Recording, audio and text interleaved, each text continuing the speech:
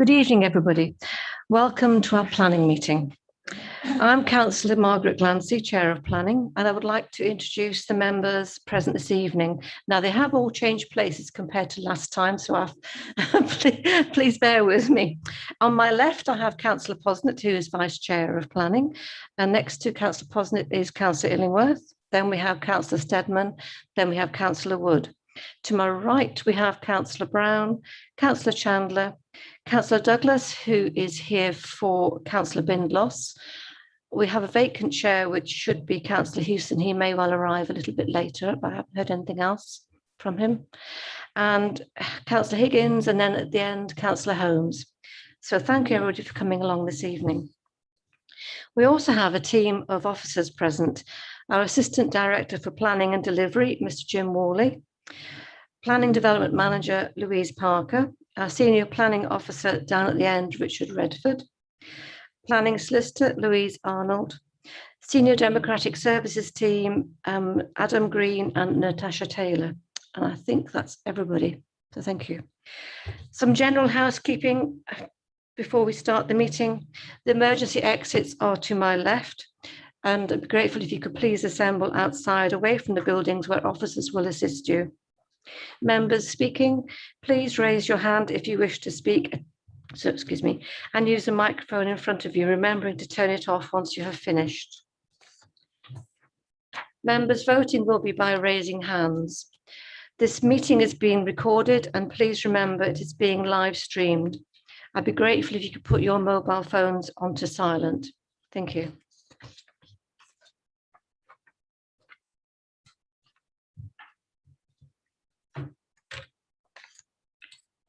I have one apology for absence, and that's Councillor Bindloss, and we have Councillor Douglas here substituting for him.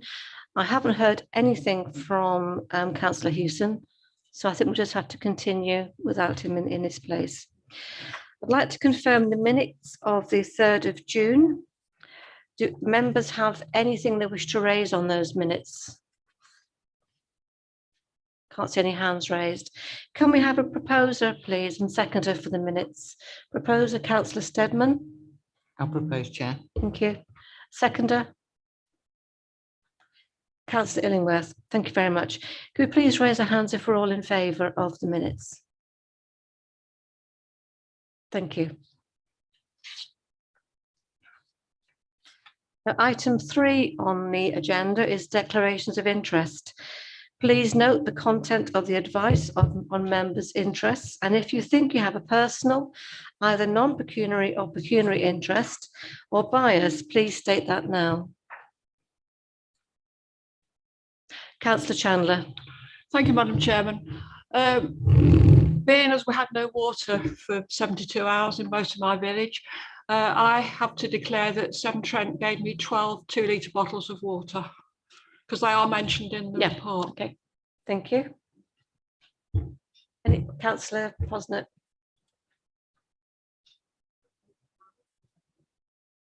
It's the middle switch. I'd just like anything to do with Leicestershire County Council, as I'm a county councillor representing Melton East. Thank you very much, everybody. Right. We have 2 items before us this evening. The first item is 4.1 on our agenda, which is application 20/01135/REM, which is reserved matters. An application for approval of reserved matters only for outline consent of the 19000859 out on field OS 6280 Canal Lane Hose. Hand over to officers, and I believe we have Andrew Cunningham, who is remotely. So this is testing our technology to the full this evening. So Andrew, over to you. Thank you. Thank you very much. Can I just check that you can all hear me? Yes, we can. Perfect. And I'm not sure who's with the presentation. If we can get that up onto. Thank you. And you can still hear me, okay?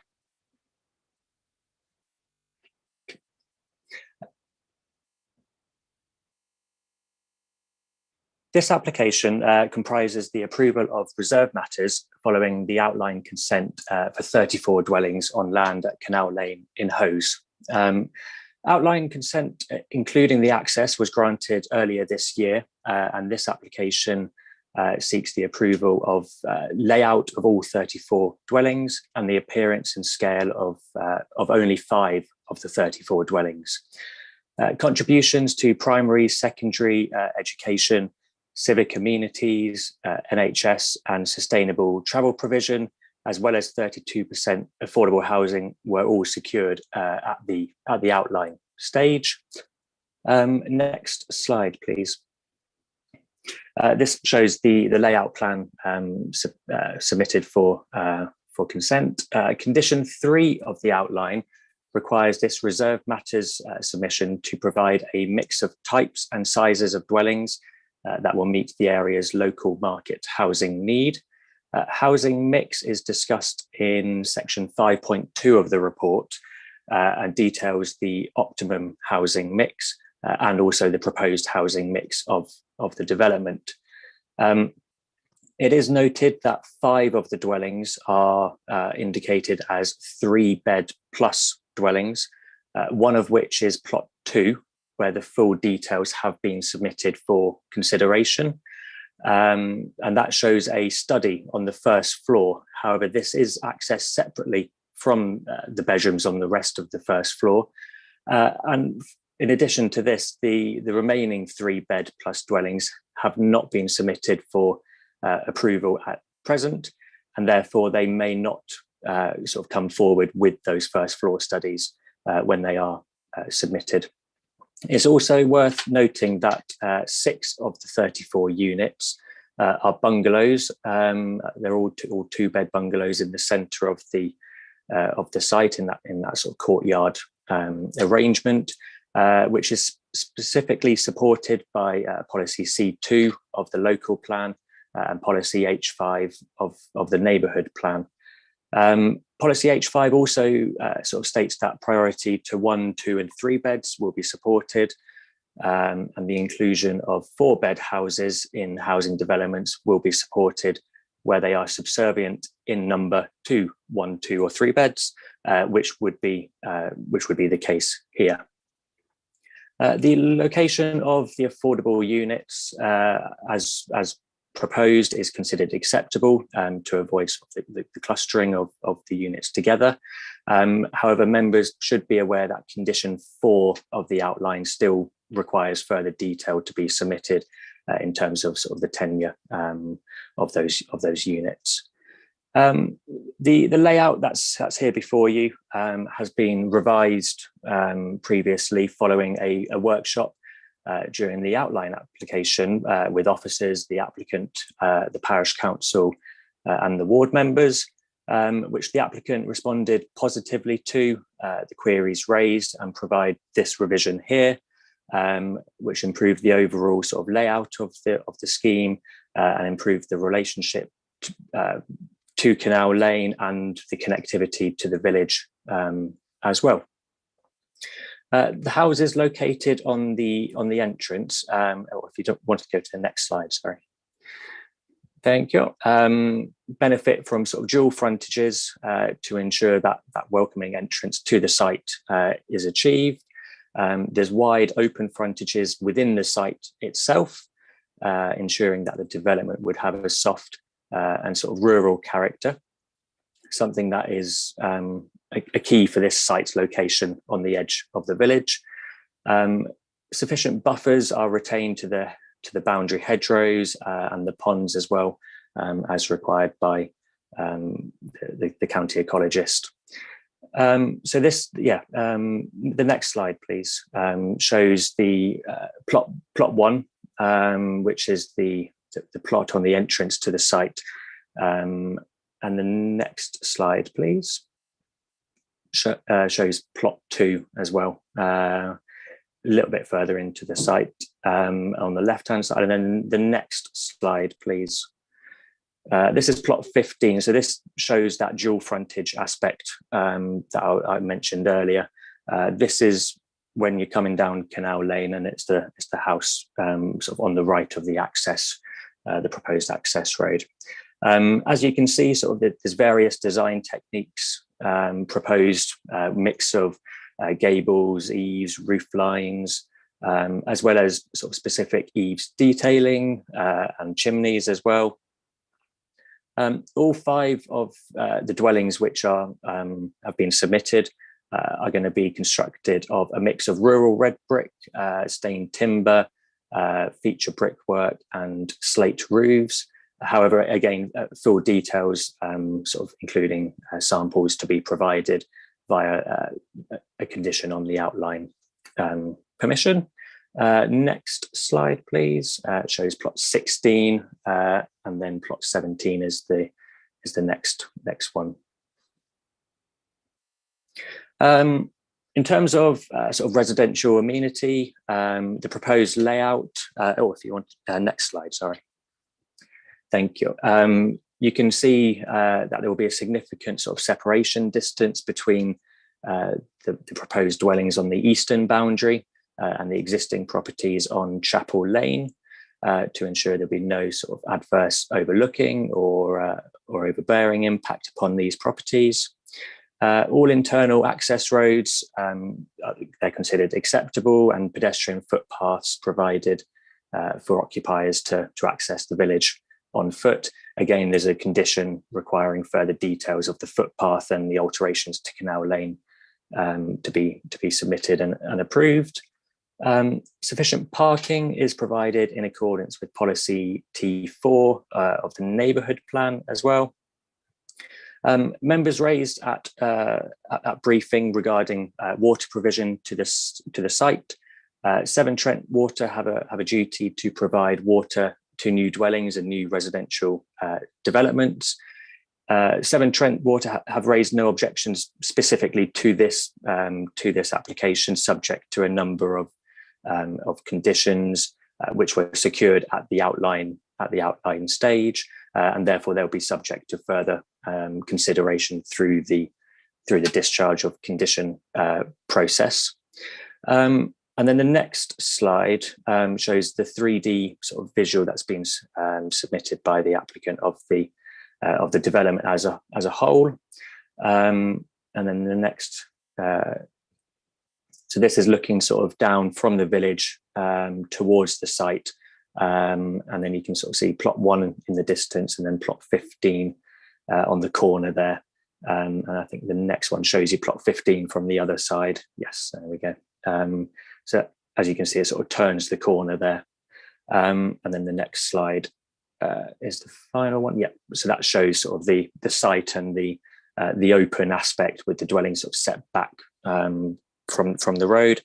So overall, the proposal would be considered sympathetic to the character of the area, and by virtue of its appearance and scale of the 5 dwellings that have been submitted, and the layout of all 34.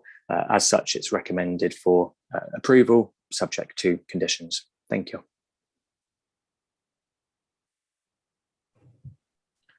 Thank you, Andrew.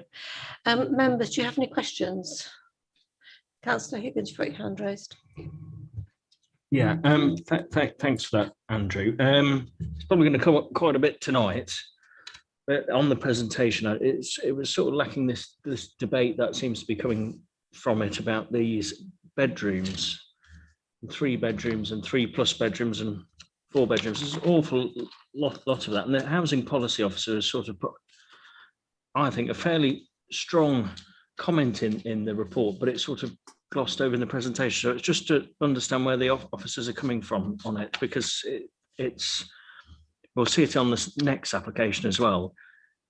It's just interesting how these developers make these 3-bedroom plus houses and large houses, but they never offer them for affordable housing. Amazing that.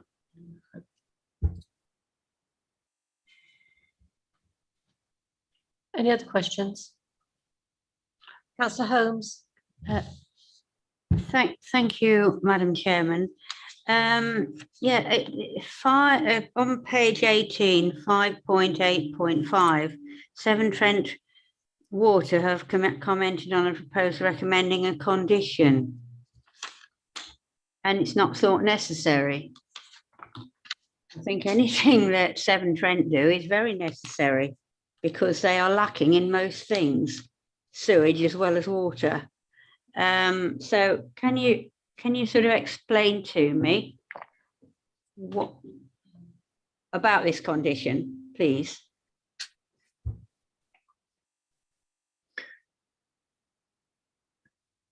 Yes, so the condition which I believe Severn Trent have recommended is one of the conditions that is already on the outline consent, and therefore that would require sort of already to be discharged as part of that outline approval. So therefore it wasn't necessary to sort of duplicate it onto this proposal because it's already on the outline consent.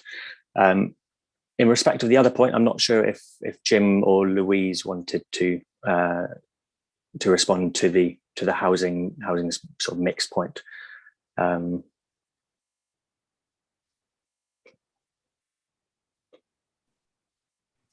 We want, oh, Louise, okay.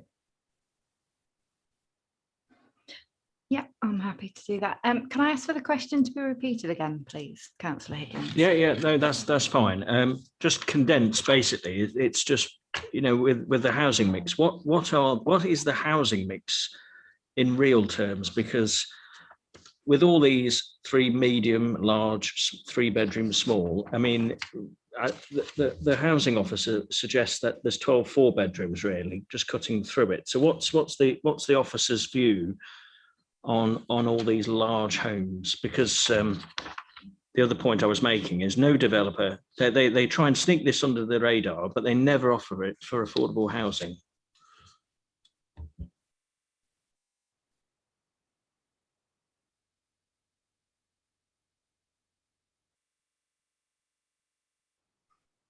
Okay, so with this application specifically, we've got this stage of the proposal, which is in line with the neighbourhood plan and broadly in line with the policy. What we've then got further applications to follow on from this application as well. So as a whole at the moment, the balance hasn't been tilted. But obviously as the applications follow this, then if that balance is tilted, they'd be considered differently at that stage. Back. Of course you can. Yeah. I'm just confused. So page 19 and then page 20. So what are the numbers that we're looking at? And if we go with the housing policy officer, where she's saying that 3 bed pluses are 4 beds really. So what are the numbers we're looking at? Because it would just be useful. And if we need to tie something down tonight, then I think the committee needs to be aware of that.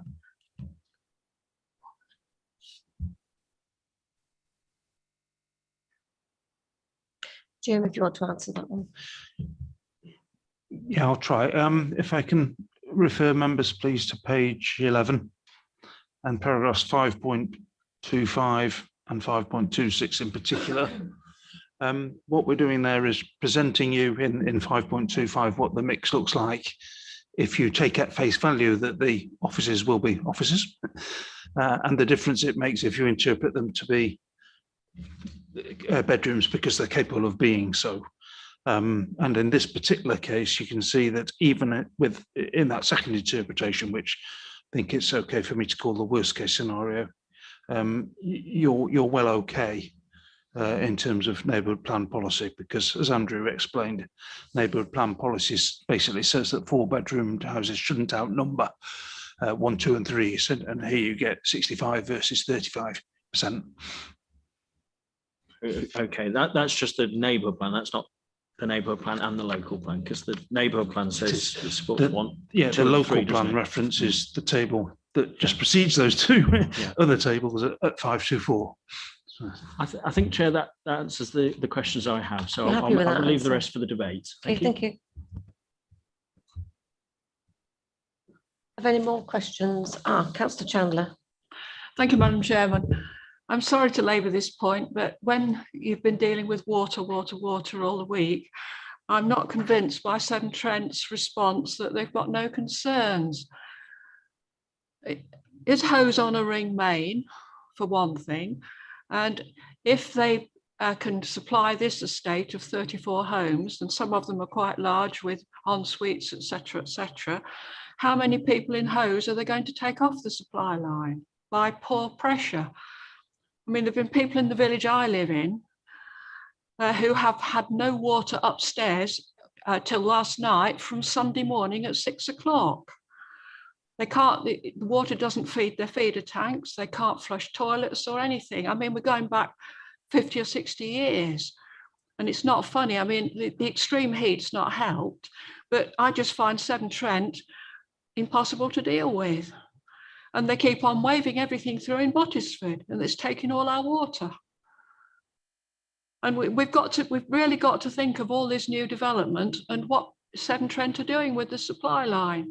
When we have sewage problems at Waltham because of lack of provision, but you know, this waving everything through and saying, oh, it's all right, it'll be all right, it'll sort itself out. Well, it doesn't. I mean, when you've got people knocking on your door on Tuesday night, as I had at 9:30, they've still got no water and they hadn't showered since Saturday. I mean, what do you tell people? I mean, I know the MP's been involved and I don't know where she is with it. I don't think they've got very far with her actually, but she's reckoning it's not a problem for her, but it's a serious problem. We all rely on water. And to bring you 12 bottles of water, it's all right, it's a peace offering, but that's about all you can say about I it. do understand where you're coming from, and I think there were some problems with water supply, wasn't there? Which is why they've been out repairing mains, etc., from what I can gather. Because I had a look on the Severn Trent website to see what was actually happening around. Because we've got loss of pressure where we are, and this is in the centre, well, not in the centre of the town, but we are on the outskirts. But if Mr. Worley would like to throw some light onto this to reassure Councillor Chandler at all.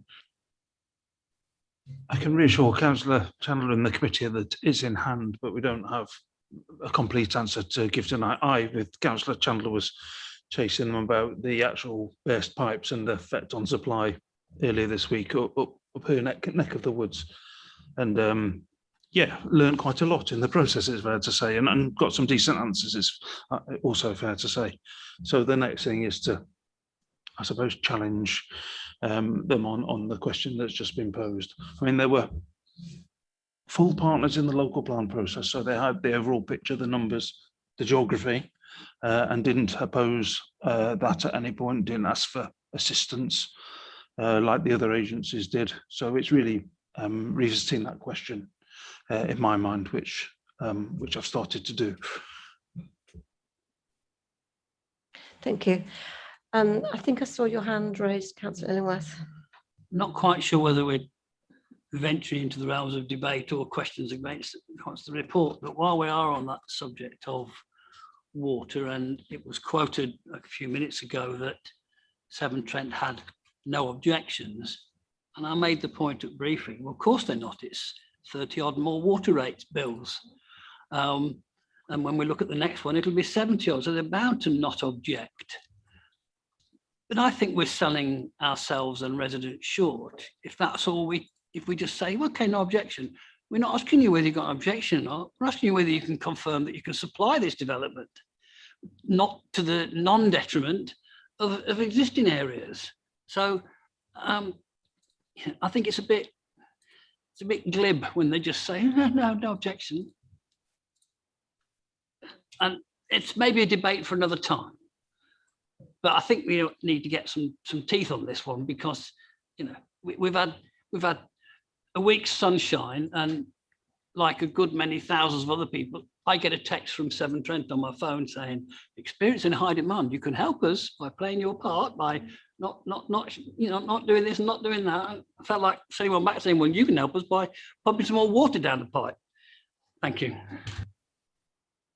Yes, perhaps it's a case of rewording the initial contact. Can you supply? I think our question needs to be a little more searching when we get in touch with them. Thank you for that. Councillor Holmes, I see your hand raised. Sorry, Madam Chairman, I think just before we do go any further, just to say that we've never got enough water at Waltham, but that's not really the problem.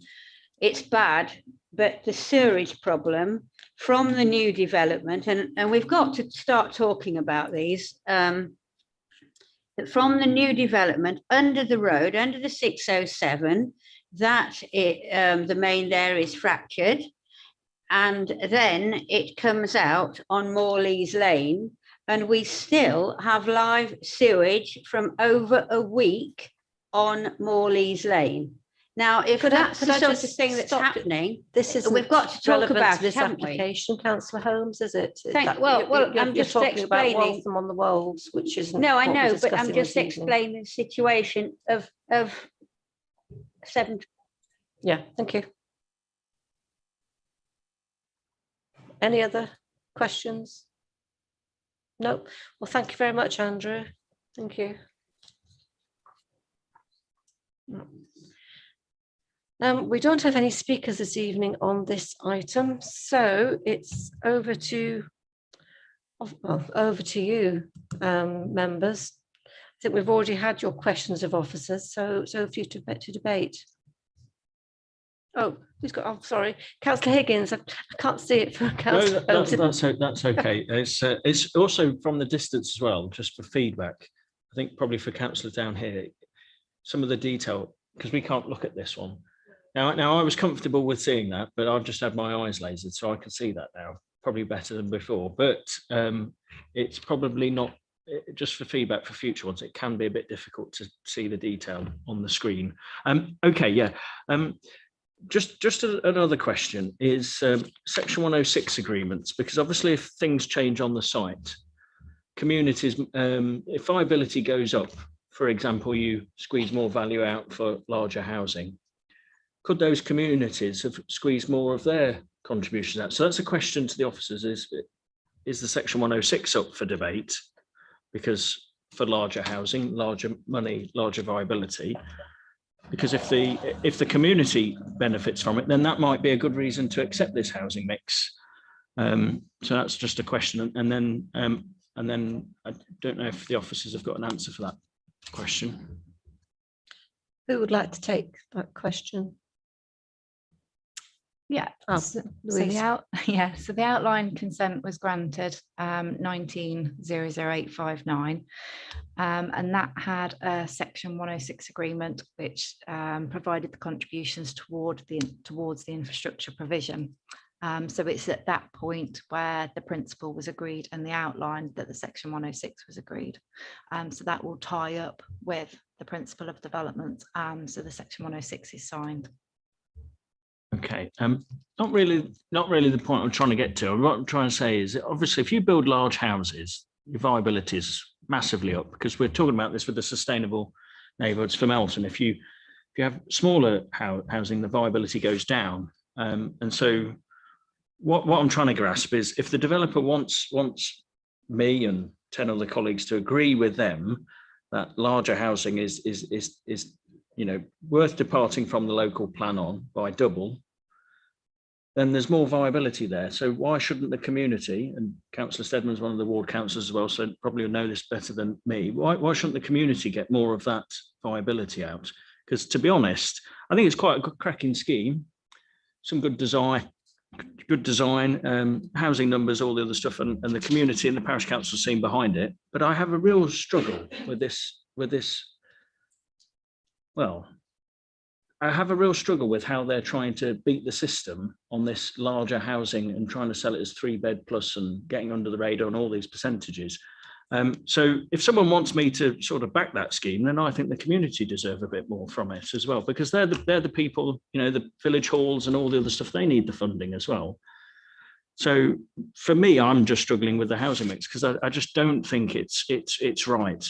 I think there's too many large homes on this, and if we constantly allow this to go through, we'll just have the problem with what we're trying to solve in the first place, of get those in Melton who for housing need to get on the ladder already, and we'll have to keep building more houses to get those who need a house today to get on, which will mean more large houses just to accommodate 10 or 15% small ones. So it's a perpetual cycle if we're not careful. So that's why I'm struggling with the housing mix. Mr. Worley, did you want to respond to that? Yeah, if I may, please, just on the section 106 and viability question.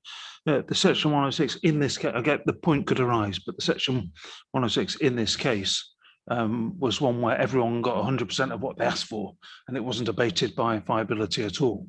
So it's not like there's the goalposts aren't moving because of the larger houses in this case. Does that answer your question, Councillor? It does, and I'll say then I think we should just stick to what our policies are on housing mix. So I think there's too many large houses for me, so I'm struggling with it. Councillor Illingworth, you had your hand raised.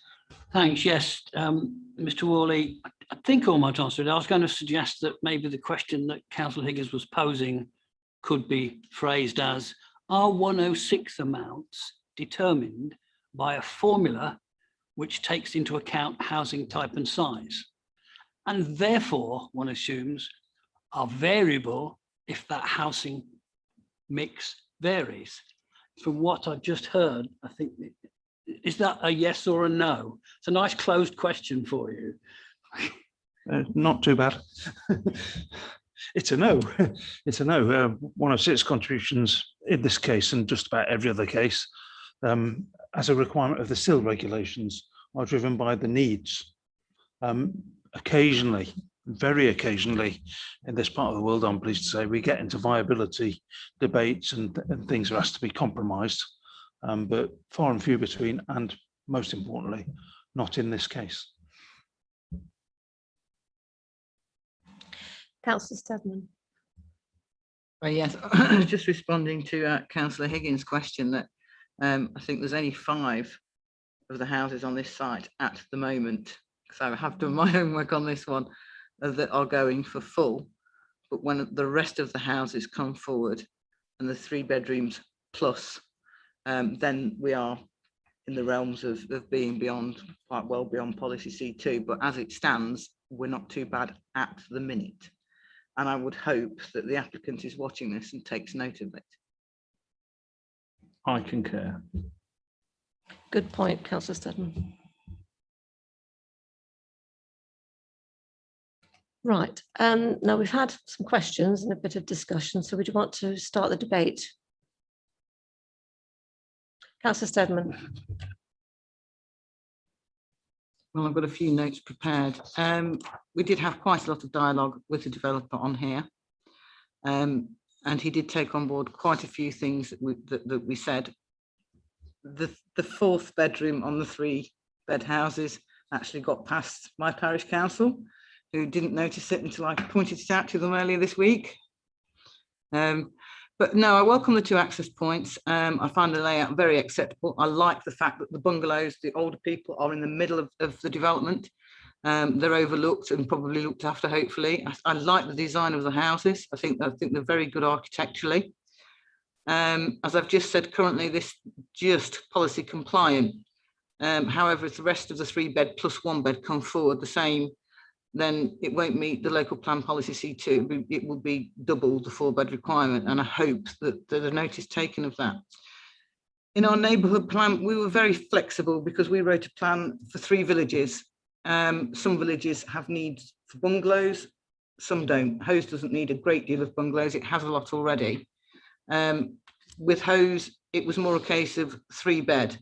Particularly as there is a large gap for young couples wanting to start a family, can't make the financial leap from the 2-bed to the 4-beds that are currently on sale, or in this case the 3-bed plus 1, and I'm pretty sure that the 3-bed plus 1 won't be selling for the same price as the 3 beds. I know that they are saying that they're separated from the stairs, but if you actually look at the layout, you could just knock a door through from the landing. So I would hope, although it is policy compliant at the minute, and I think we really need to move for a permit, we really need to keep our eye on this next application that comes forward for full and start to negotiate. I mean, a lot of the 2-bed affordables have been converted to 3 beds. So why not leave it for people that can afford the 3-bed? And if the family grows, they have that option. So yeah, I would probably, I'll wait for the rest of the debate if there is any. I think we've done most of it. Thank you for those comments. Anybody else? You've got your hand raised, Councillor Higgins. No. Well, as the ward councillor spoke, I mean, I'm happy to propose a permit, because I know she has a very eagle eye over these things, and if she's encouraged me to permit, but I think we've got to at some point we've got to fire that shot across the bow, because there's too many of these 3-bed plus coming through, which are just 4 beds or others, and it's just. And Mr. Worley will know that we actually had one of these things, and one was a walk-in wardrobe in a village in my ward. I mean, a walk-in wardrobe, as soon as it gets on Rightmove, it was a 5-bed property. It was ridiculous. And the appeals inspector fell for that one. And I think Councillor Steadman just said it really well. Some people are in 2 beds, and then they start having families, but then they struggle to get to that 3rd bed. And if we're having lots of 3-bed pluses, we can say, oh, we're ticking 3 beds, but we're not really. And so if Councillor Steadman is okay with that, then, and if she nods, I'll propose permit, but because knowing she'll keep an eye on it, and that's good enough for me. Thank you. Did you want to come in? Councillor Higgins on that? Actually, because that was identified. Oh, sorry, that goes on and on.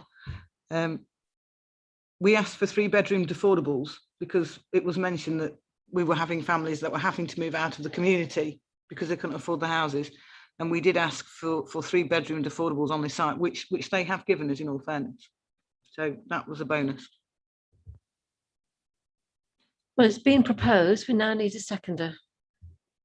Who wants to go first? Ladies first. Councillor Posnett.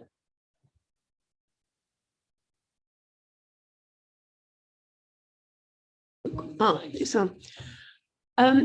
Yeah, I'll second that proposal. I think the design of the house is something that looks much better than a lot of designs we've seen. The layout of the development looks really, really good. And again, as Councillor Steadman said, the courtyard of bungalows is something that I think is great. So yeah, no problems in seconding it. Thank you. Thank you, Councillor Chandler. Thank you. This really is a matter that should have been brought up at outline, but we've got to do something more in the villages with youth provision. You can't keep on building 20, 30, 40, 50 houses, 70 on the next application, and have no youth provision. It's a major problem in my area. We've had a lengthy meeting with the police, a further meeting this morning with youth officers as to what we're going to do and how we can provide provision for youth. And we're talking about 11 now to 21. That's how they're putting it in now, 11 to 21, secondary school and beyond. And we've really, I mean, you can't do much with 106s because 106s is capital, and what you really want for youth provision is revenue. But we've got to get our heads around this because it's becoming a very serious problem in the villages. And I just wonder about Little Hose having 34 houses and then some more coming on, I understand, how they're going to cope with an invasion of youth, because these houses are going to be children, and the children grow up. They might only be toddlers when they come, but they soon can be running around the village amok if there's nothing to do. And this is something we have got to think about. And I mean, it's the police that have drawn it to Councillor Pritchett and my attention in our area, because some of them are getting out of hand. Thank you. Councillor Holmes. Thank you, Madam Chairman. I wondered if the proposer and seconder would agree that the affordable houses are actually, I don't know how to put this, that the parish council should be the people who actually allocate those houses to local people. Because I think it is essential. We do need village houses, of course we do, for local people, but unfortunately we don't always get local people, and they don't always want to be there. But my goodness, if they haven't got a house, they really want to be there. And then secondly, I think the whole committee have got to realise about Severn Trent. Could we please, and I don't know whether, I know this isn't asking the proposer and seconder, but could we please have a representative, we've had them here before, to see what they're going to do about the services that they don't give us. It is incredibly serious.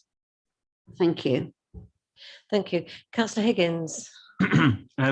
Just, I think, for officer advice. I mean, I'm more than happy for a local cascading plan that we've had before. I don't think we ever allow a parish council to choose who goes in, but I know usually in consultation with ward members, they sort of work that through. And that's what I do in my ward. But I'm looking at Councillor Steddon and Mr. Worley on that. Mr. Worley. Yeah, I'll invite the solicitor to comment, especially if she disagrees with me. My understanding, you can't change statutory responsibilities laid down in law through a 106, so we can't make a transfer of duties in that way. So local cascade would be okay though, wouldn't it? That's already there. Okay, so I think Councillor Holmes's queries, is that may be resolved. On Severn Trent, I just agree with it. I'm sure we've just got to sort that out, but that's not for this committee. Point taken. Thank you. Louisa, do you want to come back with something? No, I was just going to almost repeat what Mr. Worley had already said, and then I think we answered the question anyway. Thank you. Thank you. Any other people? Oh, Councillor Wood. Yeah, more of a general reflection than anything else, and perhaps a discussion to be had outside of the committee as a fuller thing. But obviously, I can understand the concern of seeing an office that might be used as a bedroom, therefore it's really a 4-bed house. However, if it is the case that some of the patterns that have been talked about post-pandemic is that more people will be working from home, there may be more need for office space in houses moving forward. So we've got a bit of a difficult situation, I think, moving forward to try and work out how we deduce whether or not people are trying to include an extra room as an office because of that greater potential need for home working, or whether they're just doing it for a 4th bedroom. So it's a more general point than this, but I think it's something that we might want to think about and discuss further moving forward, to think about how we square that circle. I think that's a conversation I think we've already had before. So, well, it's ongoing, isn't it? I think working from home and the need for sort of office space. Right. Well, we've had a debate. Any other contributors? No. Okay. Thank you very much. So we've had a proposal to permit, and it has been seconded. I would ask you to vote, please, if you raise your hands, if you're in favour of permit. And Councillor Houston, I don't think you can take part in this because you didn't hear the whole. Okay, thank you. Thank you very much. That is unanimous, apart from Councillor Houston, who has to abstain. Thank you. It's permitted. Thank you. Our next item is 4.2 on the agenda, and that's another reserved matters. It's 20/01388. Landscape layout and scale of development for 70 dwellings on Spinney Campus, Brooksby, Melton College, Brooksby. Officers, which is going to be Richard Redford down the bottom there. If you'd like to address the committee, please. Thank you, Chair. If we can start off by going through the slides for a bit of context. So the slide that is up on the screen now is, as per the annotation, the site location. So you can see there the site outlined in red. immediately adjacent to the, excuse me, A607. Now, if you move on to the next slide, this slide is an amalgamation of a couple of tables that are in the main agenda report, although the second table is updated. The top of the top table there relates to the market dwellings as presented in the application, which shows no 1-beds, 17 2-bed dwellings, 28 3-bed and 19 4-bed. Now, touching on the Home Office issue, the second table, there are in the main agenda report a couple of errors with regards to the numbers. The table on the screen now shows the corrected numbers, and this is based on if you are looking at the Home Office's stroke studies being additional bedrooms, the housing mix is as set out on that bottom table. So 0 1-bed, 0 2-bed, 25 3-bed and 39 4+ bed. The percentages on those you will more likely note, or when you add them up, fall below 100. That is by virtue of the fact that they exclude the 6 shared ownership dwellings, thus giving the 100% cumulative total. Move on to the next slide. This is the proposed site layout. Apologies that the resolution isn't great. It is obviously by virtue of the size of the drawing, but it does serve to give you a good layout, a good indication of the layout that is being negotiated throughout. So as you enter the site, you've got the treed area and the public open space on both sides of the road, internal road leading to the various houses that are dotted around. Within those houses, there are spread throughout SRC pumps, electric charging points on dwellings, combination of bird and bat and the bird boxes, as well as bin collection areas. There are some with solar panels as well, so obviously contributing significantly to green credentials. So the next site, and yet again apologies for the resolution, this is a big picture showing the materials layout, and the following slide actually serves to show the material breakdown. So if you can move on to the next. So you can see here that there are 3 roof tile types of those colours, 3 brick types, 4 front doors, and external finishes. Now the next, if we go through them slowly, the next drawings, ignore the actual houses that you see. These are for illustrative purposes to actually show you the materials that are proposed in real life existing situations elsewhere. So we've got on that slide, roof tiles, the bricks, door. So if you keep going through the next 2 or 3 slides, you'll see the varying materials proposed. This is for context, given the site's location. So yeah, again, roof tiles and brickwork in those. And the next one shows obviously the render and roof tiles as well. The next slide, yet again, the resolution is not great by virtue of the size of the plan and everything, but it shows a breakdown of the varying surface materials comprising tarmac, brick pavers and the like spread throughout the development as proposed. The next slide shows the indicative leap area in the public open space. So that's the local equipped area of play. So we can see that it's interspersed amongst the trees, providing that planned and unplanned kind of play area, areas of play.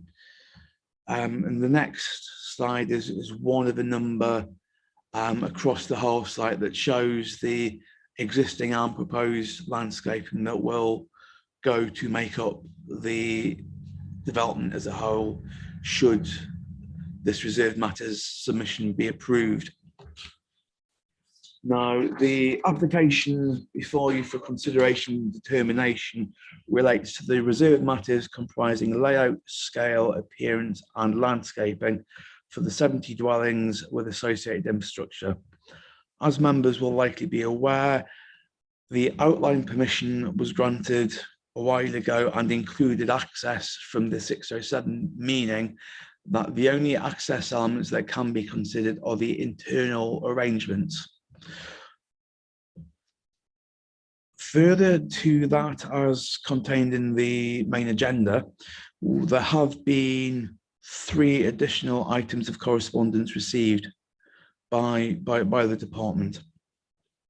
The first of these is a letter from a local residents in which they address the issues of housing mix, expressing concerns relating to the proposal, taking account of adopted policies and other factors, make reference to an appeal decision associated with the site.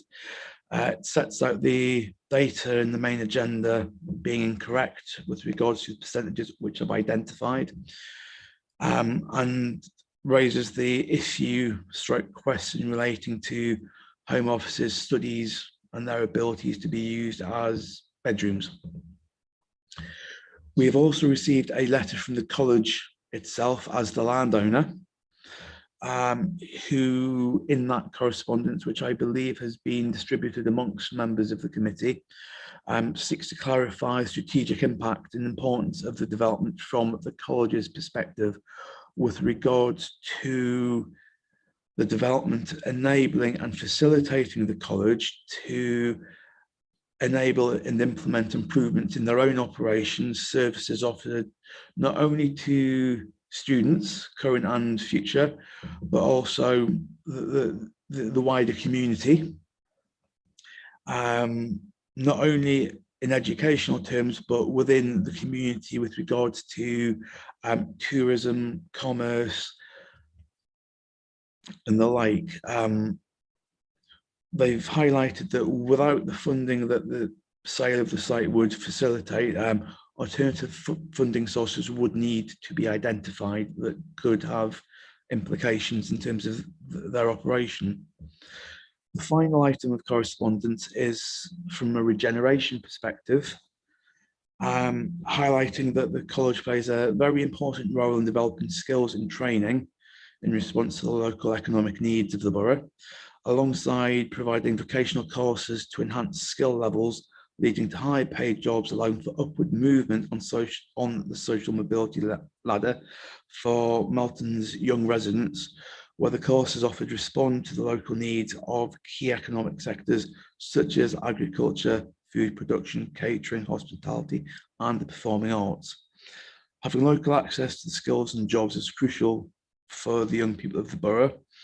So they open up access to jobs and opportunities for the future, where the skills developed strengthens the local businesses by ensuring a good supply of skilled workforce. It's also continued by indicating the proposal will result in long-term aspirational and deliverable vision, contributing to a number of areas in the borough, including education, heritage and tourism. Moving on to the officer's consideration, as set out in the main agenda report, the principle of development and the access to the site have already been established by virtue of the outline planning permission.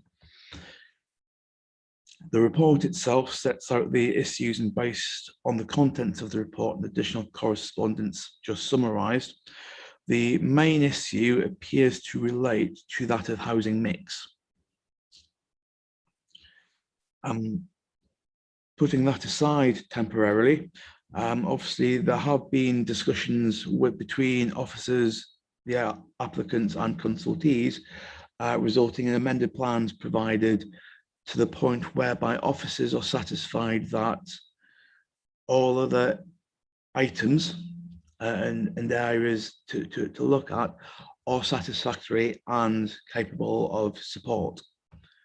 Turning to the housing mix, as per the outline permission, 70 dwellings are provided, with 64 of these being market dwellings. The remaining 6 are identified as shared ownership. Paragraph 3.7.1 of the report sets out the optimum housing mix as per table 8 in policy C2 of the local plan. Based on the submitted plans and taking those plans at face value, the housing mix is as shown on the slide previously shown on screen, which if we can flick back to that, it's 16.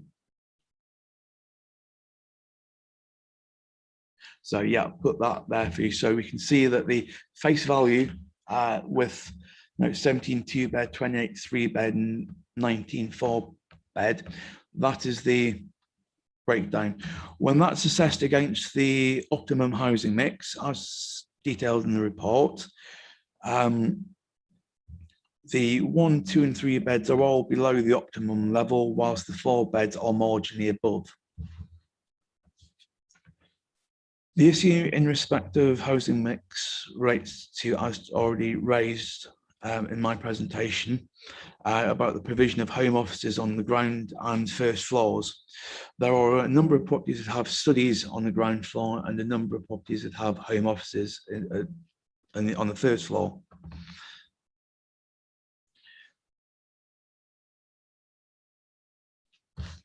Apologies. Taking the, as discussed on the previous submission, it's always a difficult one to strike a balance with regards to the plans submitted, which show the top table there, and the ability of occupiers at future dates to alter the internal layout of the dwellings, which would not need planning permission, to facilitate more or less bedrooms as may be their desire.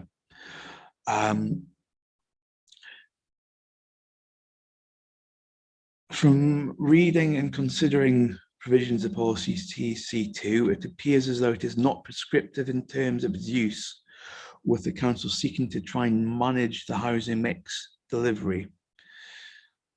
Officers can understand and appreciate the arguments in respect of the home offices potentially being used as bedrooms. And as such, we need to consider and determine the proposal based on what we have in front of us, which officers consider is the top of those 2 tables. On that basis, we consider on balance that the housing mix as proposed on the submitted plans is acceptable. On that basis, the application is recommended for approval as per the conditions set out in the agenda. Thank you, Chair. Thank you. Questions? Councillor Innimas.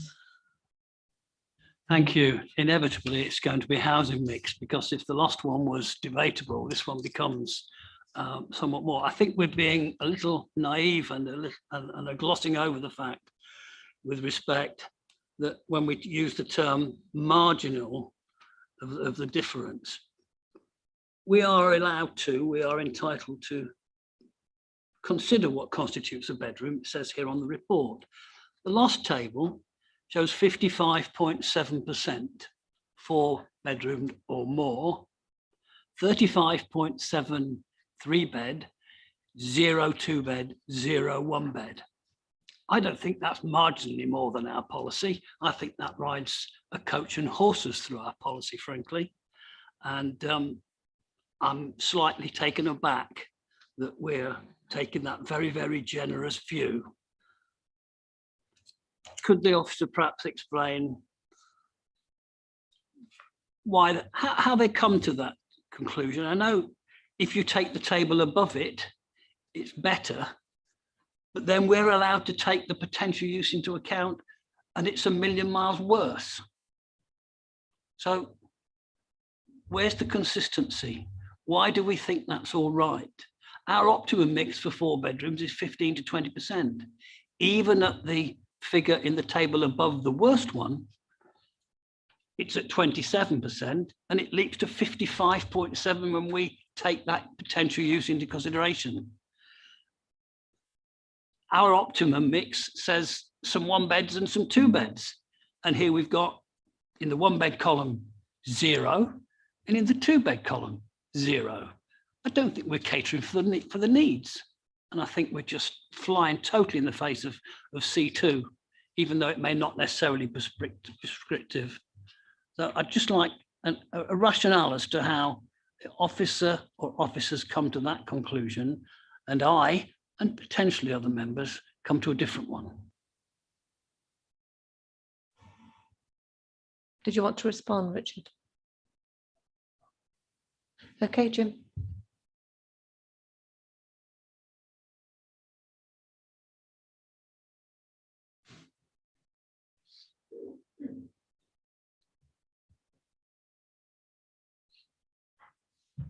There, right. Thank you, Adam.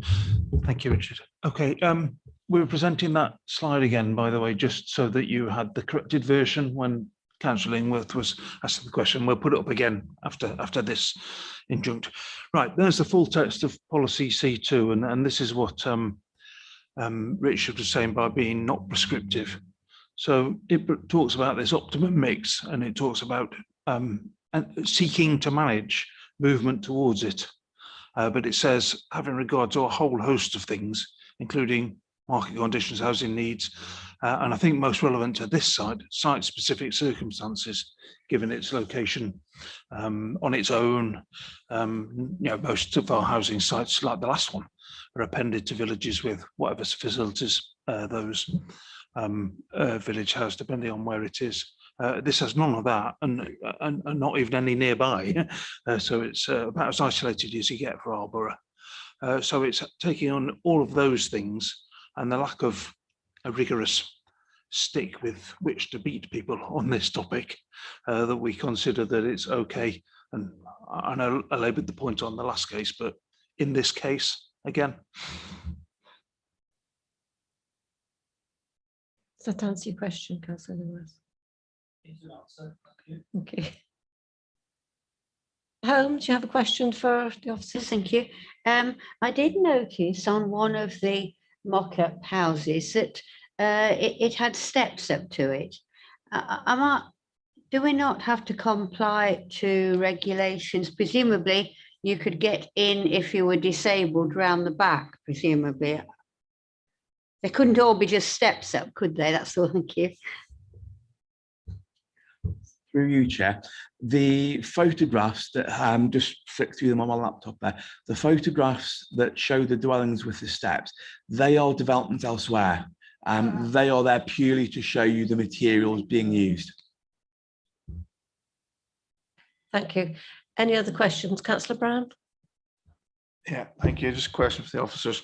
Obviously, you quite clearly state that the entrance and the adjacent issues of the road are outside of this application. Can you just explain to the committee how the highways issues will be dealt with before in relation to this development, just so that we're all clear?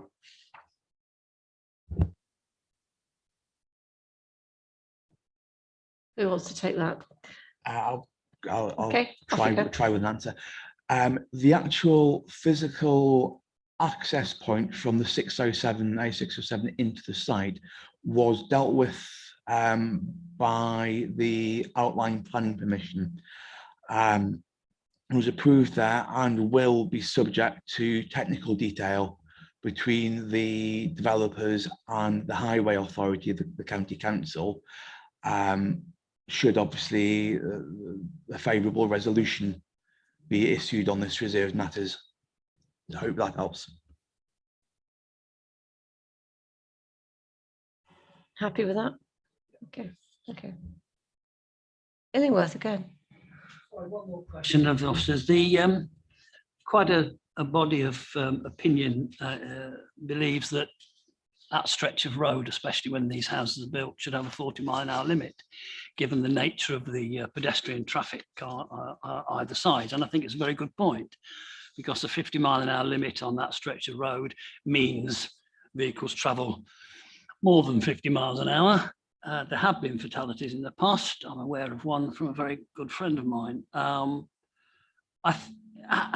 are we approaching that 40-mile-an-hour limit issue? Because I think it's important to the point of being imperative.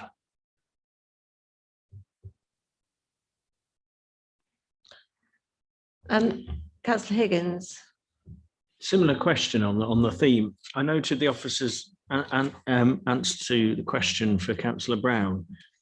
What I've said to officers, what I'm very concerned about, and not just as a planning member, but this is also for the portfolio for growth and regeneration. We're just at the cusp of trying to get the Melton Mowbray Distributor Road, and that's all about moving traffic quicker to its destination in and around the town and taking the heavy goods vehicles out. If a major road is going to have traffic lights on it, creating pollution and creating longer journeys and all that, this just flies in the face of it. And if someone came to me at the start of this applications journey and said, we will need traffic lights for 70 houses, literally in the middle of nowhere, as Mr. Worley said, then it's just not sustainable. And why should everybody then sit at traffic lights on a major road going in and out of Melton just for this site? So I know it's maybe not today, but what the officer said is if we approve this, then it starts going on to a conversation between developer and the highways. And what I worry about as the planning committee is I really wouldn't want to see the highways solve this with a traffic light system, because that's just madness. And we're just about to hopefully get a bypass. And then we're just going to be saying to those people and the commuters and the traffic HGVs, well, you're just going to have to just wait at some more traffic lights for a bit. It's just madness. So I'd just like a little bit more reassurance from this. And even if we do approve this, we've got to do our damnedest to work with the Highways Authority to make sure that there are no impending traffic lights on there, and it's solved in a different way. Maybe, as Councillor Ing was saying, either just slowing the traffic down a little bit more or other engineering, but traffic lights is not the answer. Perhaps this is a question for later on when the speakers are in front of us. Mr. Worley, did you want to answer Councillor Illingworth's question? It was relating to highways. Only to reiterate what Richard said. So the highways details have been approved already at outline stage. If you remember, this permission was granted by on appeal. So I think we've got reasons to be to feel like we've been imposed upon simply because of that source, and no different from any other appeal, of course. Tonight's business is the reserve matters, and the reserve matters are those of scale, layout, design, materials, which is why Richard paid so much attention to them on the screen. So certainly we can pick up these concerns about access, and we can have conversations with the Highways Authority and see what they're up to. But I don't think it should contaminate tonight's debate, which needs to focus on those 4 reserve matters. Totally agree with that. Thank you. Yeah, thank you. Councillor Chandler, question for the officer. Thank you, Madam Chairman. We had an application at Hobie a few months ago, which we refused, and I think it was dismissed at appeal. And that was for some affordables and smaller housing. And we were told then that they would be coming up at this application at Brooksby. Well, they're not, are they? I mean, 6. I don't think it's very many out of 70. And as other members have said tonight, they're all 3 and 4 bedroomed and quite large 3 and 4 bedroomed homes. And I think that we've got ourselves in a bit of a mess here, because the Hobie one, we were all definite and we were assured that these houses were going to appear at Brooksby, just up the road. So I'm a little bit concerned about this housing mix. I'm sorry. I mean, I know where the college are coming from, and I fully appreciate what they aim to do with the proceeds when this application, if it succeeds tonight, what they want to do and the improvements they want to do in the whole of the borough. But, you know, I think we've been sold down the river a little bit, that at Hobie we were told one thing and now this hasn't materialised at Brooksby. Thank you for that. Can we sort of keep the questions brief, because we want to get on to hear the speakers this evening? You've raised your hand, Councillor Brown. Yeah, just to respond to Councillor Chandler, is that I think the affordables issue will be hopefully addressed by the developer and the parish council, etc. But there has been long ongoing discussions between all parties involved. And I was just going to say, if we could just let everybody speak and then maybe ask some questions, get into debate. Thank you. Right, if we move on to the speakers now, sorry to have kept you waiting. The first one is Councillor Stuart Robinson, who is the Parish Council for Hobie and Rotherby. If you'd like to come to the table and press the central button, and they'll turn the speaker on. And you also have 3 minutes, but I'm sure you know the routine by now. Thank you, Madam Chairman. Good evening, everyone. Stuart Robinson, Chair of Hobie with Rotherby Parish Council, speaking in support of this proposal. In early May this year, our neighbourhood development plan went to referendum and was voted through by 85%. Policy 15 of this plan contains details of this brownfield site residential development, which was granted outline planning permission on the 17th of December 2018, almost 3 years ago. Over this period, the Parish Council has worked with partners Brooksby Melton College, SMBC Group, and Bloor Homes to develop a relevant and sustainable scheme. We believe it does. The Parish Council has worked through the reserve matters with Bloor Homes, consulting with such organisations as Leicestershire County Council, Highways, and Severn Trent regarding water and sewerage. A housing needs survey carried out as part of the Parish Neighbourhood Development Plan identified a need for 4 affordable homes. This development provides 6 shared ownership properties, the shared ownership to be in perpetuity. Traditional working practices are rapidly changing due in no small part to the COVID pandemic. Providing homes with appropriate space, home offices, for example, is therefore important. We believe the proposed mixture of housing to therefore be relevant to the future needs of our community. Sustainability and climate change are extremely important. Some examples of sustainability initiatives provided by this development include the following: the homes are to be heated by air source heat pumps, electric car charging points, extensive tree and hedge planting, open green spaces, children's play area, an attenuation pond. All in all, we consider this to be a very well-planned and designed development. Thank you. Thank you. Any questions for Councillor Robinson? Sorry, 2 at once. Sorry, Councillor Steadman. Sorry, yeah, I'd just like to ask actually, are the housing needs of your parish met by other allocated sites within the parish? First of all, I must say, I'm not an absolute expert. We're a parish council. None of us are. But we believe the housing needs, I think Mr. Worley touched on it, for this site, its location, its distance from any other services and care. So we believe the housing needs, yes, are served. We've discussed this at great length. We passionately believe in affordable housing.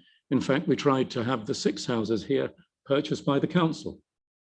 And it, I think, went some way because we wanted them rented in perpetuity. The shared ownership scheme is a second best, if you like, in that sense, but we are very happy with what is available at the moment. Councillor Brown. Cheers. Councillor Robinson, just want to ask, do you obviously feel as a parish council you've been fully involved and in the whole process and reading the documents and obviously attending your meetings, it seems as if that you're putting aside some of the issues such as the housing mix, and you see that the overall site is much more beneficial to the local community, even though it's got a few shortcomings. Would that be a correct assessment? Yes, we believe so. We've considered it. We've been involved since the beginning. In fact, I've learned a great deal a little bit rather, about planning because of this. I mean, for us, it's an addition of a new hamlet. The hamlet of Brooksby disappeared in the Black Death, probably. This will be our 4th hamlet, and we're very excited. Bloor Homes have agreed. We want to work very hard to bring this hamlet into our community now of 4 hamlets. So it will add to the vibrancy, the mix of people, the attendance, we believe, at church, the use of the village hall, lots of other things. There are more pluses than negatives in our belief. Councillor Holmes. Thank you, Madam Chairman. Councillor Robinson, you did mention, and I'm sorry I'm going back to this, Severn Trent. Were you happy with what they said? Because they said so much at Waltham and they have done nothing. First of all, I don't know if I should say this, but Severn Trent don't have the best of reputation. So just let me say, I agree with the general comment. Here, they have to provide a new sewerage water system for this new community because the current system just wouldn't handle it. And it is part of the project that this is to be handled. So hopefully, providing the quality of the work is good, yes. Well, you're lucky. Well, yes, I think you're right. Councillor Higgins.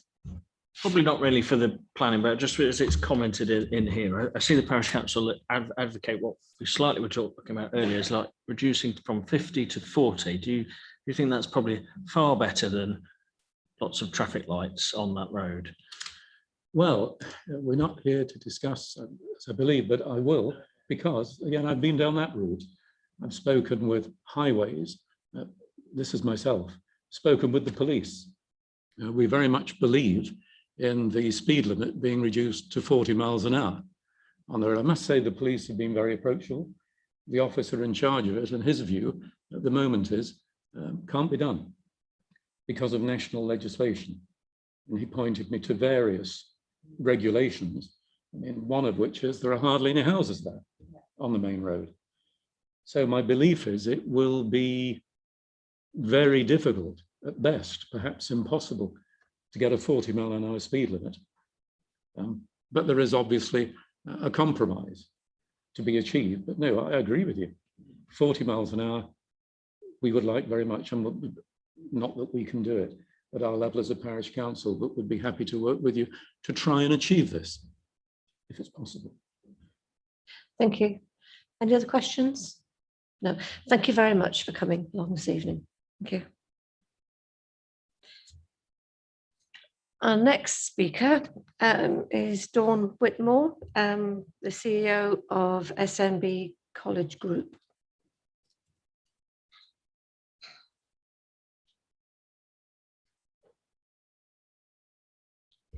Good evening. Thank you, Madam Chair. It's all a little bit intimidating. I know you've got 3 minutes and you're so far away, but okay.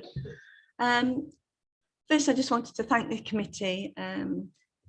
The proceeds from the sale of this site are a significant benefit to the communities that we serve. And one of the comments earlier was around, could we increase the 106s?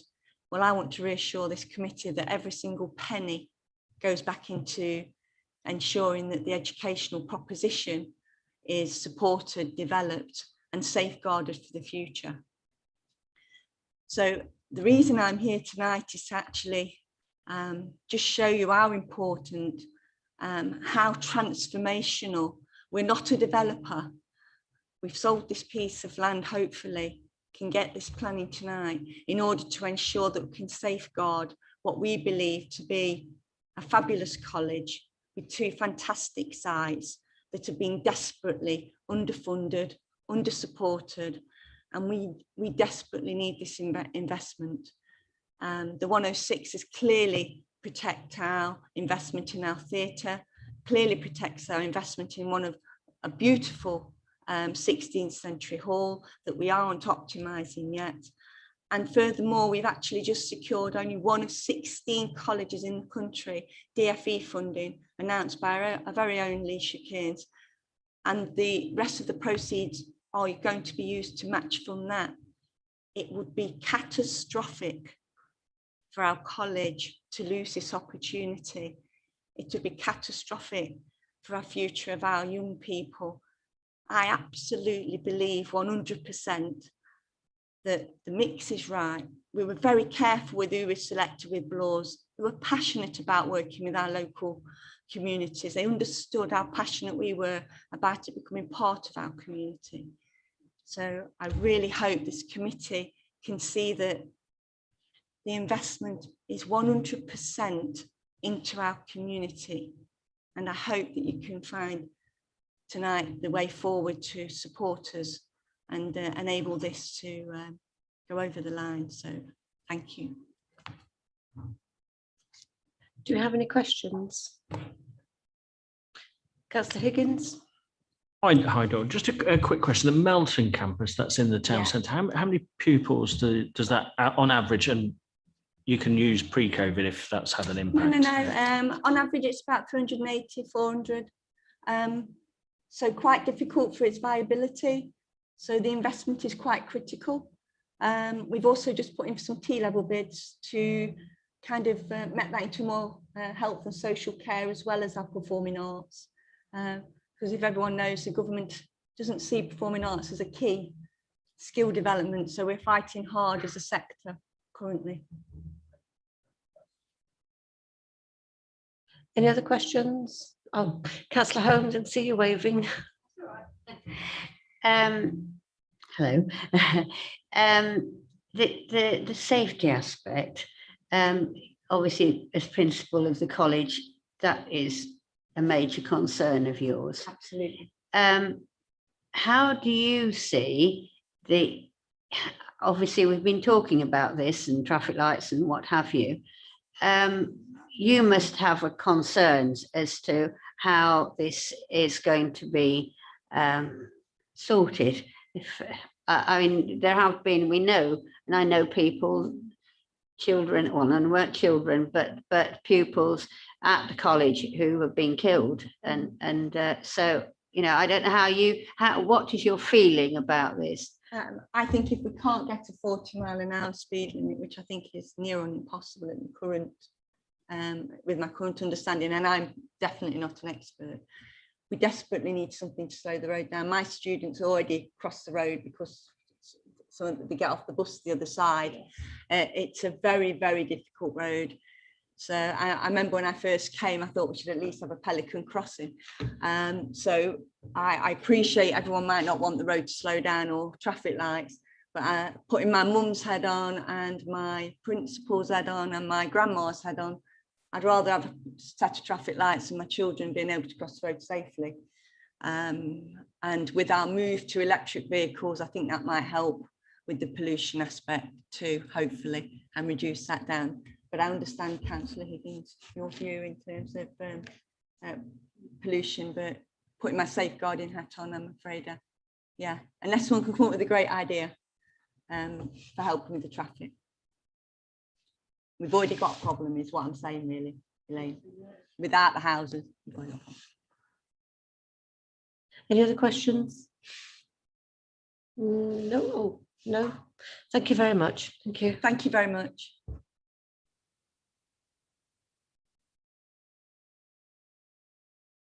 Our last speaker on this item is Sally Smith on behalf of the applicants.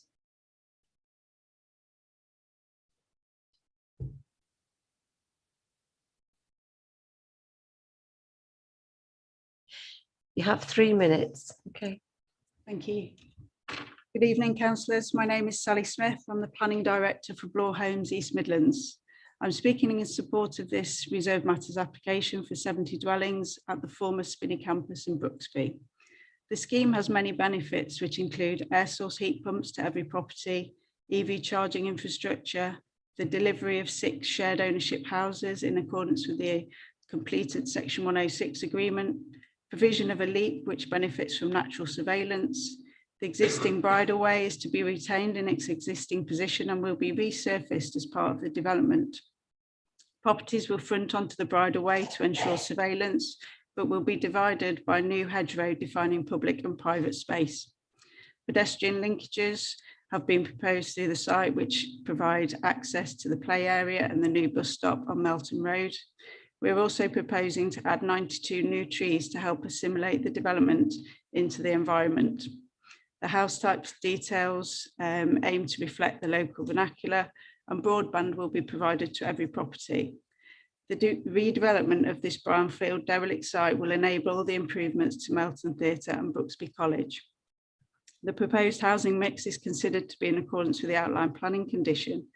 Our original proposed planning submission included a report which thoroughly justified the mix that we have proposed. The report analysed the impact of the pandemic. There is clear evidence that there has been an impact on the housing market in terms of office space within new homes. There is an increase, there is an expectation from employees and businesses that regular working from home will increase significantly after lockdown than the position before lockdown, as the benefits have been experienced not only for businesses, their staff and the environment. This change of buying habit is supported by data from property search engines where home offices have become a priority when searching for a home. The report also carefully considers policy C2, which provides a starting point, which should then be informed by market conditions, housing needs, economic viability, and site-specific circumstances. In addition to the impact of working from home, the report also outlines that the requirements for the ward included in the Melton's housing needs study from 2016 is based on 2012 household projections and has not been updated to reflect the emerging wider trends and the latest 2018 subnational 30 seconds left, Chairman. Population projections. The report also considers policy EN9 of the local plan, which states that development proposals will be supported where they demonstrate a space for a home office in new homes. I would like to take this opportunity to thank officers, the Parish Council and the College for their input in the project to develop an excellent scheme, which I hope you're able to support this evening. Thank you. Thank you. Any questions? No? I thought there would be. May I? Sorry, Sally, I didn't quite catch the point about the population projections. Would you mind just repeating what you said? Yeah, sure. Basically, the Melton's 2016 housing needs study is based on 2012 household projections, and that's not been updated as far as I'm aware.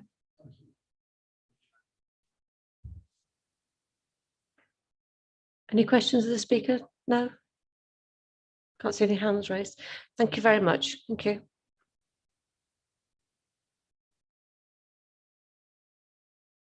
Officers, do you wish to add anything after what you've heard this evening? I'm just preparing myself in case it comes into the debate. Okay. Right, speaker's not working. Right, members, we've had questions of officers. Do you have any further questions before we start our debate?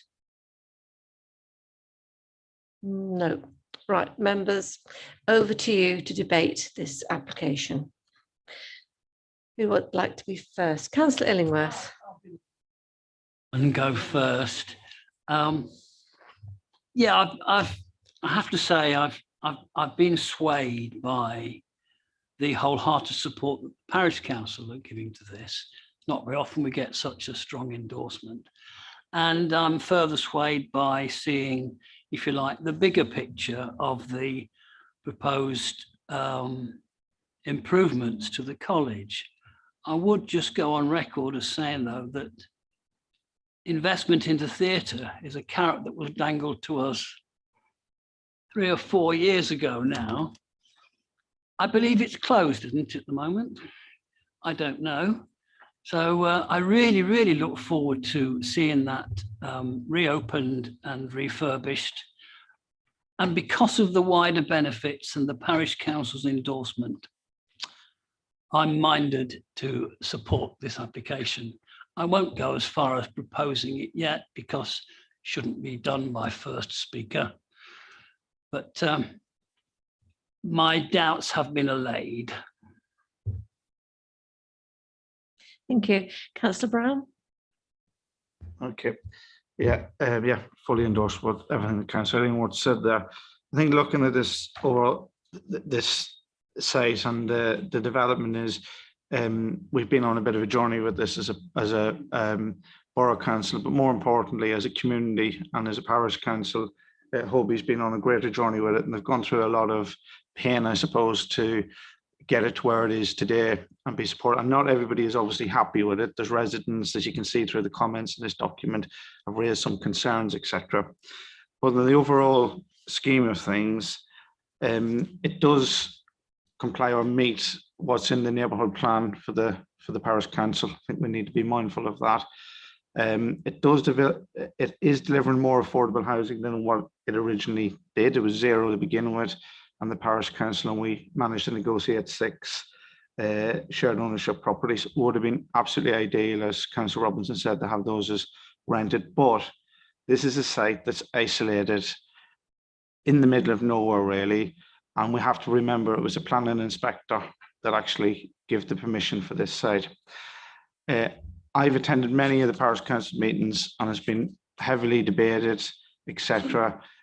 And I'm convinced that this is probably the right thing to do to get this over the line, and hopefully that investment does take place. And I obviously wholeheartedly believe everything that Dawn has said as the CEO, that will go in, and hopefully that will increase, you know, student numbers, because we need them. We have a growing population, and I do take on board what Mrs. Smith said in relation to the population numbers. You know, it is growing, and we see that all the housing that gets built is getting filled very, very, very quickly. In an ideal world, we would like to see more affordable housing. We would like to see it in a more sustainable area, but we've been dealt a hand, and we have to deal with that. And I'm sure, you know, some of the residents, etc., nearby are saying, you know, the issues with the traffic, with the entrance, etc. But that's been and gone. That has been and gone, and that's been dealt with. So I am, as the ward councillor, minded to support this application, because we have been, the community's been on a journey, and we need made it now. The final thing I'm going to say is to the officers is, we keep coming up with this issue of housing mix and size, and it needs dealing with. And I know you're sitting there tonight and you're saying, oh yeah, we can justify it. You're speaking to us, you know, we know the game, right? So it would have probably gone a little bit further if you had been to some of the comments coming in, just say, yeah, we understand that it doesn't look like that, and be a little bit more open about it. But I will be coming back to this issue as we go forward. But on this particular site, I am minded to support it. And obviously I'll listen to the rest of the debate, Chair. Thank you. That isn't a proposal then, is it?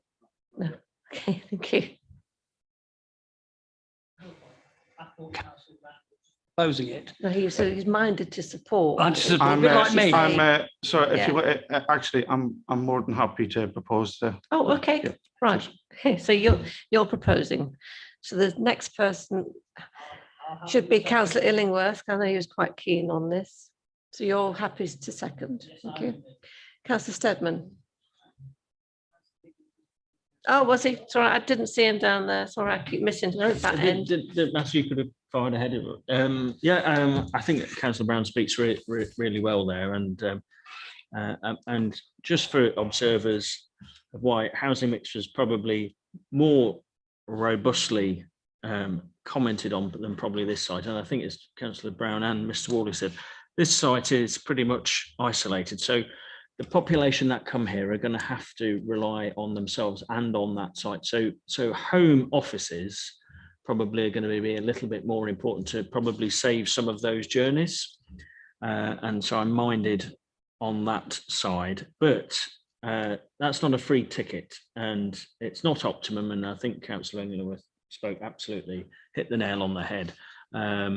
but just because it's this site and because of the benefits this site brings, I'm prepared to sort of let that one pass on this one occasion.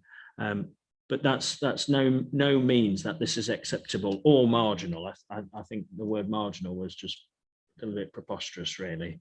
And as Councillor Brown said, you're talking to us, and we're representing those policies that we've signed up to. The other point as well, and just for other members, and obviously we've had a proposal in a second. What is also important, apart from the for the regeneration of the town as well, because we have, and Dawn mentioned it, we have 380 to 400 young people in the town centre. So that college in the town centre is absolutely key, because a lot of those young adults and young students, so while they're on the college site is one thing, and I hope they're always in the class, but sometimes is they don't want to be in the class, they want to just go out for a bit, for a sandwich, a bite to eat.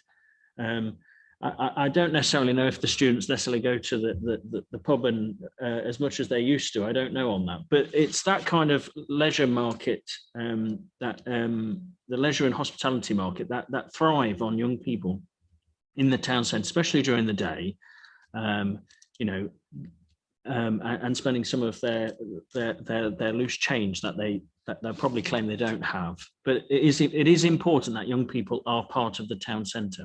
And if we're not careful and we lose those young people, then Melton will become very much a ghost town. So that's also another benefit, which probably isn't really mentioned.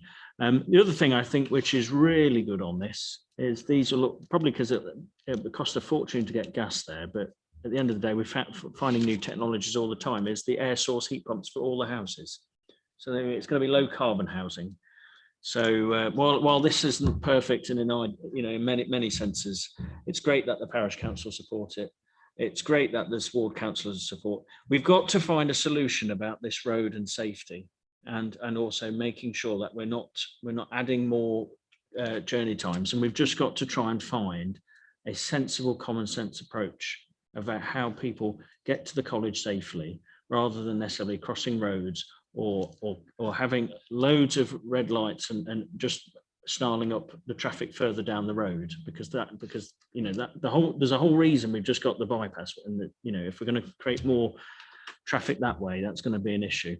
So I'm minded to support this. I will just go on record and say I didn't support the last one because I thought there was a lot of section 106 which was removed from it, but as Councillor Brown said, that debate has moved on, so I'm going to support this application. Thank you. I think next we have Councillor Steadman, then followed by Councillor Hewson. Thank you, Chair. I'd like to ask the proposer, looking at the parish council comments on this, if we could add a couple of conditions. And I think the parish council highlight the pumping station when they decide where to put it, that it is appropriately screened. That the 6 houses be affordable in perpetuity. I think, is that already a condition, Jim? It is it? And that the parish council have 2 heritage and tree wardens and would be pleased for them to work with Bloor Homes for putting up nesting boxes, etc. Can we condition that they have nest boxes, or? Latter one wouldn't be a condition. Okay. It would be an instruction. So it's the pumping station when we're dealing with those details. Yeah, the pumping station appropriately screened. Then I think we've got it down to. We could just add that. The proposer, are you willing to include that as part of your proposal? I think that's actually a very good suggestion, and it goes to allay one of the concerns from one of the residents. So yeah, I'm happy with that. Thank you. And Councillor Illingworth? Yes. No? Okay, brilliant. Thank you. Councillor Hewson? I just want to offer my support then for this, because an ex-Brooksby student here, we'll say a long time ago, but agriculture is really changing fast, and if the college doesn't keep up, all the students in agriculture will go to the other colleges and we will be at the loss, and the students don't mind travelling, and so if Brooksby doesn't keep up with the times, they will lose the students. And but highways is an issue. It was an issue when I was at Brooksby, and traffic's only getting faster, so something has got to be sorted with that. But yeah, sadly, highways only go on death figures, and we don't really need that to have to happen. Thank you. Thank you. Councillor Holmes, did you have your hand raised? Thank you, Madam Chairman. Yeah, lastly, I totally understand about it is about the highways, and I'm sure the proposer and seconder are also very concerned. As Councillor Illingworth said, he had a very good friend killed along there. I might ask a question. If we are not totally serious that something has to be done, are we as a committee not committing an offence, and could, if somebody was killed, without us actually setting down what should happen here, could it be we be the ones that they could come back on the council, come back on Melton Council if we do not somehow say that this has got to be paramount in passing. I mean, I think I proposed it in the first place because there are so many reasons that it was good, but it is the traffic and the mortality rate there. And it's obviously 70 houses brings an awful lot of people, which is good. I'm not saying it's not, and there's provisions for children, and children don't always do what they're expected to do, do they? So I don't know what we do about it. I'd ask officers, but somehow I think before we actually say we pass this, that we have got to make sure that the provision for safety is paramount. Thank you, Madam Chairman. So, Louise. Thank you. If I can step in about the issue about being personally liable, there are various protections in law about vicarious liability, etc. So members here tonight wouldn't be personally liable. And obviously the highway is covered by Highways Authority, and they are the people who make up those rules and regulations and the laws about that highway. So whilst you're right in raising it as a concern, nothing could come back on you making this decision to agree it if something then happened on that road. The highways, the police, you've heard they've already been involved in these negotiations and they're aware of the issues on the road, and it's very much for them to make those decisions, and it would not come back on councillors. Thank you for that. Councillor Illingworth. Yes, I think it's been brought out earlier on, and sadly, we can't say what should happen. Unfortunately, we can only say what we believe ought to happen. We can say that very strongly, and we can say it in unison with others, but we can't prescribe speed limits on a road. That's why we have a Highways Authority. We would just like to hope that our voice will be heard and that of others, and that the right thing is done by it. So I understand where Councillor Holmes is coming from, but we cannot dictate. We can only suggest, request, plead, implore, or any other words of urging that you care to use. Councillor Douglas. Thank you, Chair. Yes, I mean, this is a very attractive proposal, in my opinion. I like the way it sits back from the busy road in itself. The majority of houses have this kind of like green buffer zone, which I really thought was desirable. Nice mixture of the roof tiles and the bricks on the front doors, a lot of variety, nice play areas. I particularly like the flexibility of the extra rooms. I haven't met anybody yet who hasn't said in whatever number bedroomed house they have that they wouldn't like an extra bedroom or another room. People have extra children coming along, having babies, their elderly parents coming to stay, but actually having to stay because of illness. Extra rooms for home working, hobbies, children studying. To me, I think people do with their homes what they want to as well. So however many rooms there are, I think people change them round. As regards this speed limit thing, it's been on my mind quite a lot.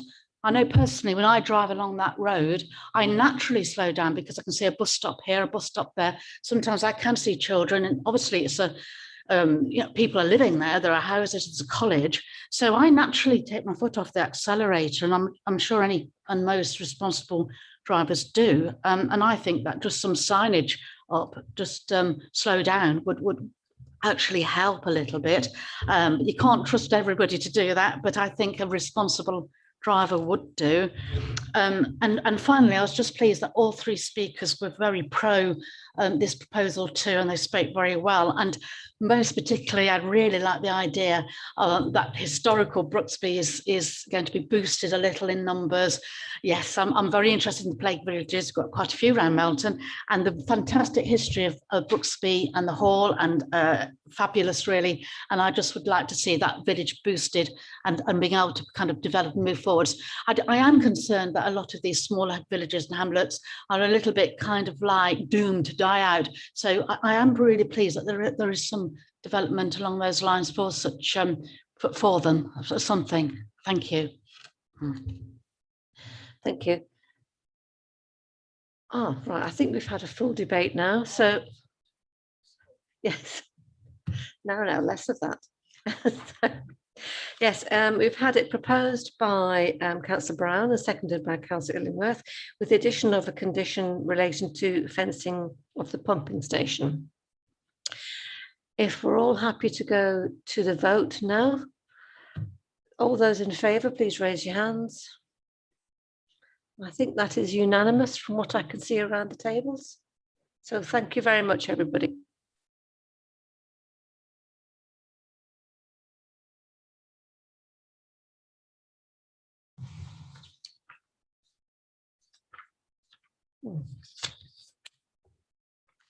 There we go. I know. Well, item 5, I don't have any urgent business, so I think we can close the meeting now at 7:48. Thank you very much, everybody.